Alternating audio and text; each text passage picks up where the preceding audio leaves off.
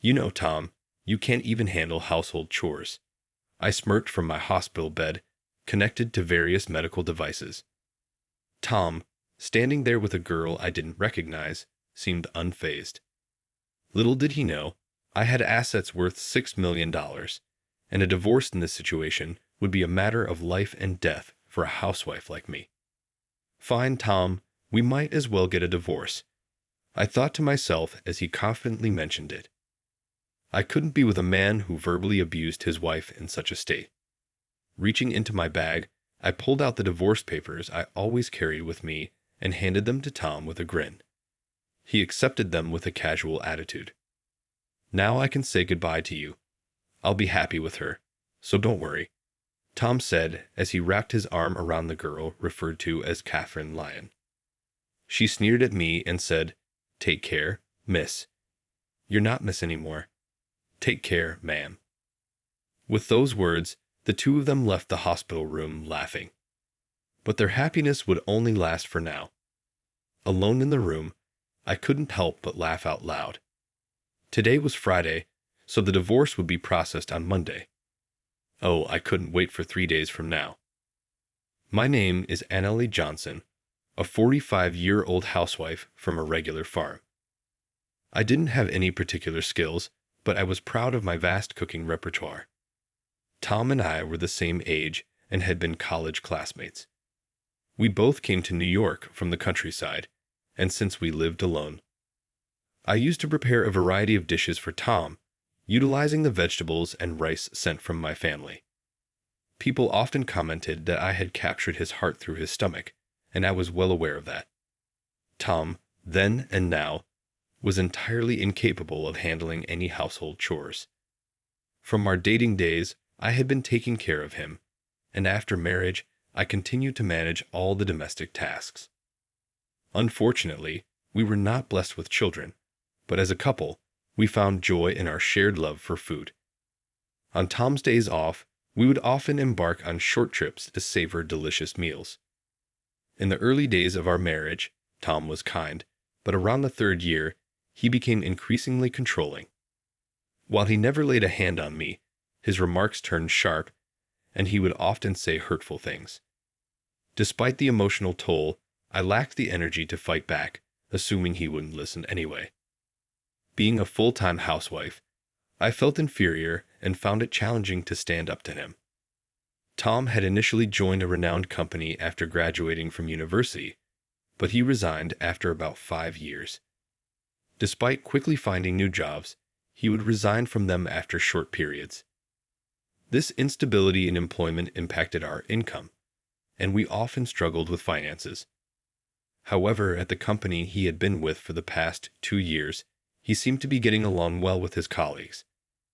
I held faint hopes that he might work at the current company for a longer duration. However, one day, Tom unexpectedly arrived home earlier than usual, announcing, "I'm home. I quit my job." "What?" Again. I unintentionally voiced my surprise, causing Tom's eyebrows to twitch. In a panic, I stopped cooking and rushed over to him. "I'm sorry. I was just shocked." "Huh. No welcome back greeting, and you're criticizing what I do. You've become quite audacious," Tom responded. At his words, I stiffened. He was in a very bad mood that day, and any misstep could escalate the situation. "I'm sorry," I said cautiously. "As long as you understand," he grumbled. My apologies seemed to have somewhat placated him, and he sat on the sofa, turning on the TV. Quietly, I placed a beer and a glass on the table. "Do you want dinner or a bath?" "Food and alcohol," he said. To avoid upsetting Tom further, I played the role of the submissive wife. Once, I had a strong sense of self, but after 14 years of marriage to Tom, since the age of 28, I rarely showed my true self. After eating and drinking to his heart's content, Tom seemed to be in a better mood. He fell asleep on the sofa, snoring loudly. The table was in disarray, resembling a scene where a child had eaten. I began cleaning up the fallen beer bottles and food scraps scattered on the floor. This wasn't how I had envisioned my married life. Memories of happier days as a young girl in love revealed my true feelings. I stole a glance at Tom, relieved to find no signs of him waking up. However, alongside that relief, a growing sense of dread about continuing this life began to wash over me. Perhaps divorce was a consideration. I started mentally organizing my schedule for the next day, determined to confront the issues I had been avoiding. While Tom began visiting the employment office and quickly securing another job, I went to the city office and signed divorce papers. I wasn't quite ready to submit them, but I felt having them would be a form of protection. I discreetly stashed the signed divorce papers at the bottom of my frequently used bag. If he were to discover them, who knew what he might say or do? "Hey, where did you wander off to while I was job hunting?" Tom asked upon my return. "I went to the stationery store to buy some reasons." "Look, I thought you might need them," I replied. Tom, unusually thoughtful that day, initially interrogated me suspiciously, but quickly cheered up. I handed him the resumes I had bought earlier. After receiving them, Tom mentioned that he was going out for drinks with a friend and left. His new job was with a reputable company, offering a solid salary and better benefits than his previous positions. I secretly hoped that perhaps this time he would stick with it until retirement. Tom's new department seemed to be in sales, and he started leaving home more frequently for evening entertainment. I cherished these brief moments of freedom and gathered the energy to greet Tom with a smile when he returned. One day, I received a call from my mother after a long time. She excitedly told me about an unexpected windfall of $6 million. "You know the mountains and lands we owned. We don't need them anymore. We had them appraised, and they are worth $8 million. We only need $1 million to enjoy the rest of our lives, so I think you might want to rethink your life too." My mother, never fond of Tom and always worried about me, especially after he became more controlling, preventing me from even visiting my childhood home. The amount she mentioned stunned me, but what shocked me even more was that she had changed the title of the property inherited from my grandmother to my name to avoid inheritance taxes. It was a difficult decision whether to tell Tom about the inheritance or to embrace newfound freedom. About a week later, I was involved in a traffic accident. Thankfully, my life wasn't in danger, but I would need to be hospitalized for about a week. After securing my valuables in the hospital room drawer, I immediately contacted Tom. "I'm sorry I got injured," I told him. Tom's initial reaction was, "Huh, what about my meals?" I almost confronted him for prioritizing his meals over my injury, but I continued to explain. "It seems I'll need to be hospitalized for a week. I'm really sorry, but could you buy your meals elsewhere until then?"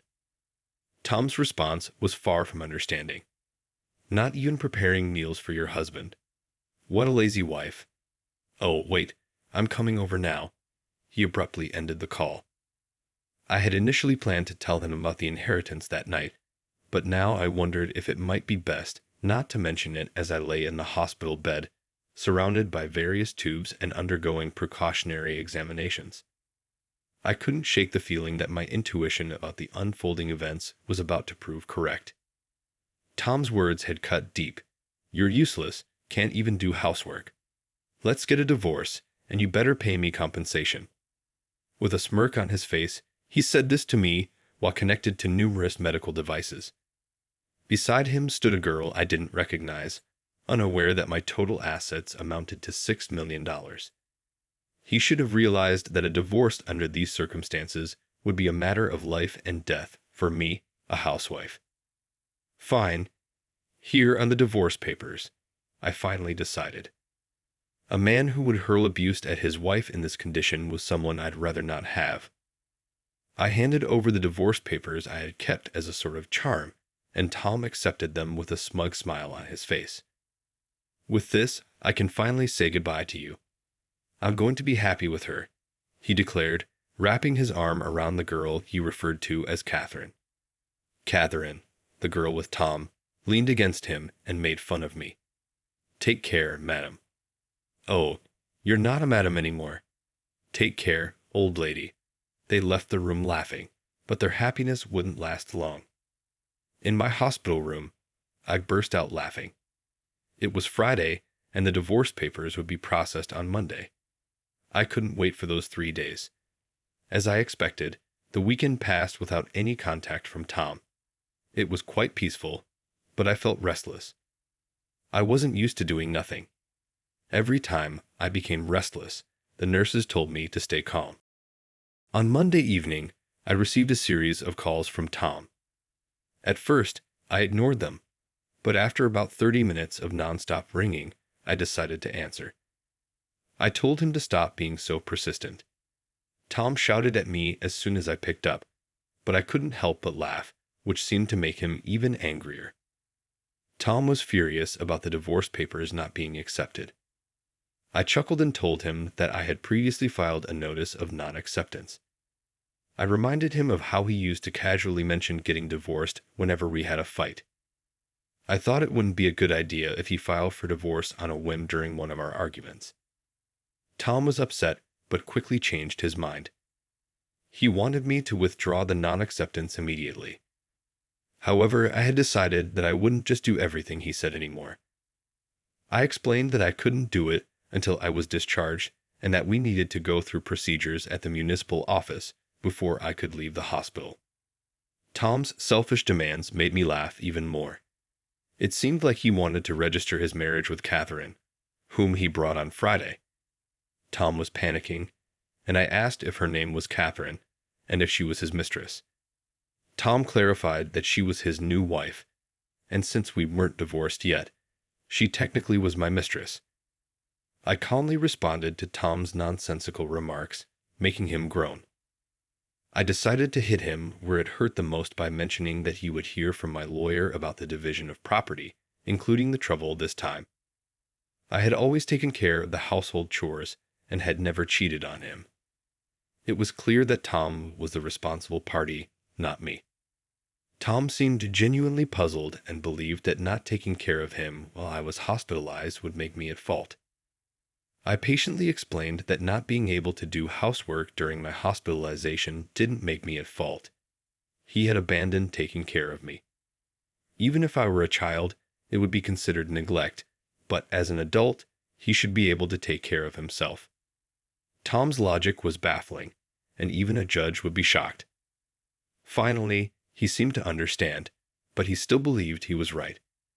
He insisted that Catherine was his new wife, and I was no longer of any use to him, so it didn't apply. I pointed out that he was dating her behind my back, which was clearly cheating. Tom still didn't seem to get it, and he believed he was right. I decided to end the conversation and told him to communicate through a lawyer from now on. I hung up the phone without listening to his protests. Tom called multiple times, but I ignored him, and eventually he gave up and fell silent. I was relieved, but the next day brought another headache. The phone kept ringing from 9 o'clock in the morning, and I pressed the call button. Tom complained about not being able to withdraw money from a bank account. If it was a joint account, he should be able to withdraw without any issues. But I remembered the bank cards and passbooks I had left at home and asked Tom if he was trying to access my account. Tom confirmed that he was trying to take money from my account. Tom was furious and continued with his unreasonable arguments. He didn't seem to understand what I had explained the day before. When I was going to be hospitalized for a week, I had called the bank to prevent any withdrawals until I could handle it personally after being discharged. This was to stop Tom, who wasn't careful with money, from using my savings while I was in the hospital. My decision turned out to be the right one. It's not right to try to take money from an ex-wife's account, especially after a divorce. However, Tom didn't see anything wrong with it and asked me to make a withdrawal immediately. I reminded him that we were practically strangers now, and I had no money to give to strangers. Tom was shocked by my resistance, since I had never stood up to him like this before. He insisted that I send the money and pay compensation for not doing housework. Unfortunately, it seemed that despite his academic capability when we first met, he lacked common sense after 17 years of marriage. I spoke to Tom as if he were a child, explaining that I was no longer his submissive wife, and we would settle the property division through a lawyer. He became angry and threatened to come over right away. I didn't mind if he came to the hospital, but I had already asked the nurse's station not to let anyone in except for my parents, so it was unlikely he could get to my room. However, Tom did come to the hospital, but it seemed he was stopped at the nurse's station as my phone kept ringing. After ignoring it for a while, it switched to messages, and my screen was flooded with notifications. I saved all of them as evidence and contacted my lawyer. After a while, it seemed that the lawyer had gotten in touch with Tom, as the messages stopped coming in. Just when I thought it was over, there was a new development. I was informed about a visitor named Karen, a longtime friend who shared my interests. We had known each other for over 20 years, and she had responded to my posts about dining experiences on a social media platform. We used to go out for meals together before I got married. Karen expressed concern about my injury and shared her suspicions that Catherine, the young girl with Tom, was having an affair with my husband.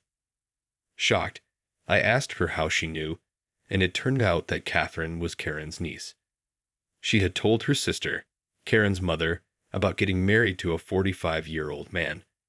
And when Karen saw a photo, it was of my husband. Karen had already informed her sister about the trouble her niece had caused me. Karen was thinking of demanding compensation from Catherine and assured me that our friendship would continue. She didn't want to lose a precious friend over the situation and had scheduled a meeting with them to sort things out. Grateful for her support and friendship, I went to a private restaurant room with my lawyer after leaving the hospital. Tom and Catherine were already there, enjoying an expensive traditional meal. I was surprised at their audacity. Tom reminded me to bring money and pay for the meal, but I decided to stand up for myself and told them to handle the payment themselves. I was there to demand a share of the assets from both of them.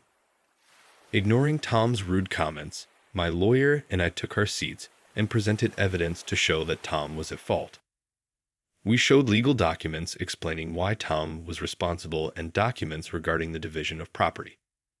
We also displayed photos provided by Karen, showing Tom and Catherine together and Catherine with an unknown man entering a hotel. This surprised Tom and Catherine, and they stopped eating. Karen arrived at the right moment and admitted to taking those photos. Catherine was confused about her aunt being there, and Karen explained that she wanted to continue being friends with me. Even though she demanded compensation from Catherine, she felt that Catherine's actions were despicable. Catherine mentioned being pregnant, but when Karen saw her, she didn't look pregnant at all. Tom seemed shocked by this news, and suddenly, Catherine admitted that she had lied about the pregnancy and apologized. She had been looking for wealthy older men, and Tom was the one who fell for her scheme. She confessed that she had lied about being pregnant because Tom showed no signs of wanting to divorce.